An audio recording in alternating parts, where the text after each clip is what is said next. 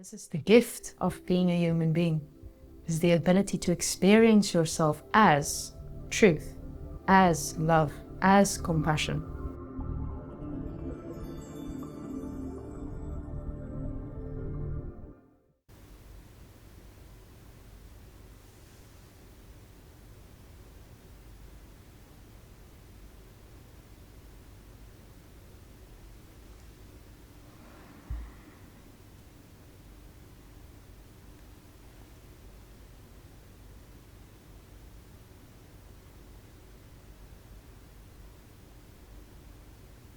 Thank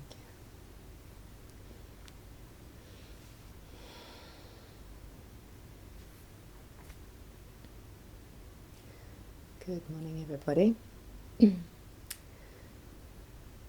So before we start the class today, I would like to talk to you about doing yoga. You're all here doing yoga, I know, but I hear many people tell me if they miss a class, I was too tired, I didn't feel well. So many things, so many reasons people come up with why they don't do a practice. They don't do the practices that will actually make them feel better.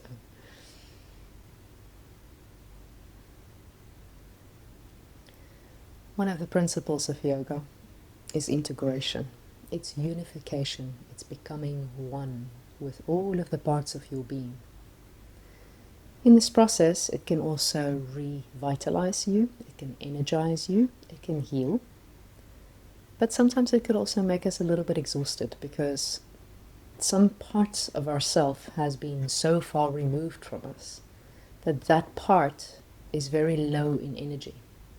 And once we start integrating all of these parts of ourselves, it's almost like those aspects that's been missing for you for a long time will bring your energy down a little bit, and then you have to reintegrate it, make it part of you, and lift that energy internally again. So the process of yoga is actually starting with exhaustion. It's starting with the tiredness. It's starting with the low levels of consciousness. It's starting with low energy. And through the process of doing yoga, we're revitalizing, we're energizing, we're integrating, we're bringing this energy up, like in a spiral motion. We're bringing it up and higher to a higher level of vibration, a higher level of functioning. So if you wake up in the morning and you feel tired, don't go, I'm too tired, I'm not going to do yoga. That's exactly when you need to do yoga.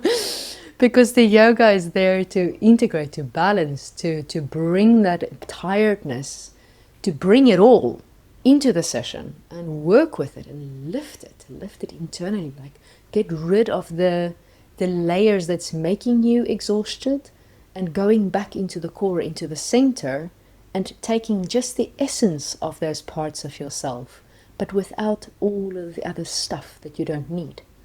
So through the process of yoga, another thing that we do is we learn how to distinguish what is important for us and what is not, because we waste a lot of energy on a daily basis. You only really recognize this if your body starts shutting down with an illness or disease or something goes wrong in your life. You tend to recognize for the first time, oh, I actually don't have the energy to see a friend, or I don't have the energy to go to work. And these are good realizations because it means that you're not paying attention to the parts of yourself that needs it the most, which is your health. And the only way you can sustain your health is by doing practices that helps to sustain your health. So, when we're doing yoga, if you're very tired, start lying down on the floor because you're getting your energy from the earth. Your physical body, if it's your physical body that's tired, bring it back to the earth, connect with the earth, because this is where you can then be supported, you can feel supported, and you can release all of the tension, all the blockages that's causing the tiredness in the first place, because it's the blockages that's not allowing the energy to flow, which is the thing that feeds us in order to be able to sustain and maintain movement. If it's your mind that's tired, same thing, bring it back to down to earth. So you start lying down. If anything is out of balance, start lying down, because it grounds, it releases tension, because your body doesn't have to hold standing up. You don't have to work on any level. You just allow yourself literally to surrender into the ground and feel supported by planet Earth, by Mother Nature, because that's what she's there to do.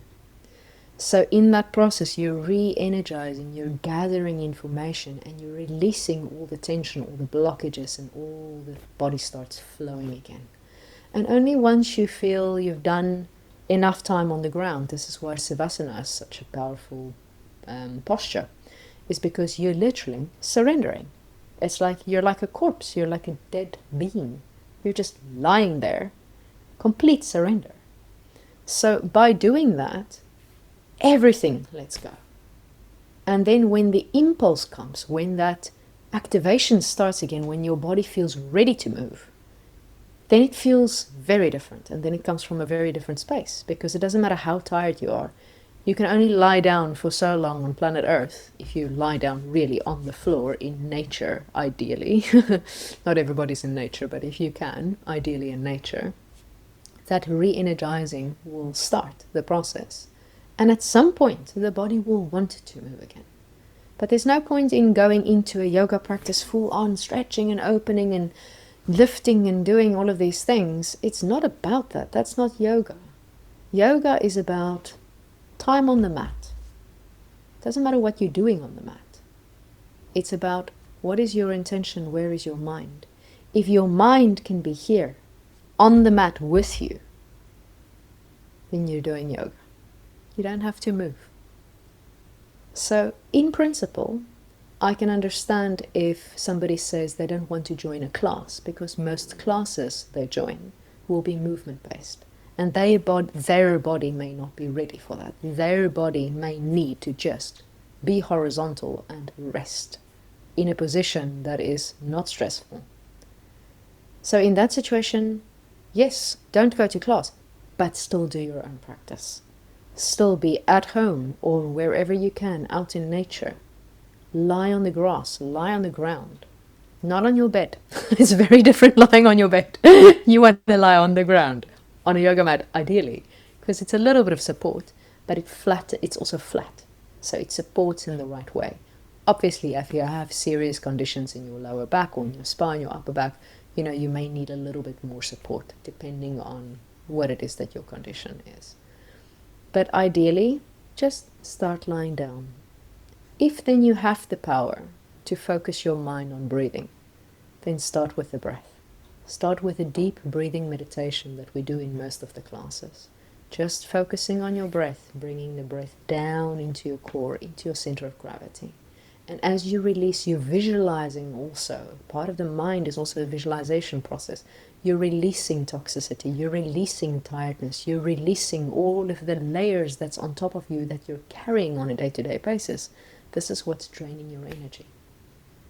And only once all of that is done, if then something in you feels, I could potentially move, then you start with small things. You start with your hands, you start with your joints, you just open up the basics. You start with the wrists, you start with the ankles, and if you feel you need to, you start with your shoulders. And you kind of work slowly, just opening everything, just bit by bit. And eventually you may feel like, okay, I've done enough, just mobilization, where it feels like, okay, I could potentially move now. And then you start moving. And if the movement doesn't come, you don't move. You don't have to move to do yoga. You can move your eyes. You can move your fingers. You can move the breath. You can move your mind. And once your mind is more grounded, you'll also have more energy.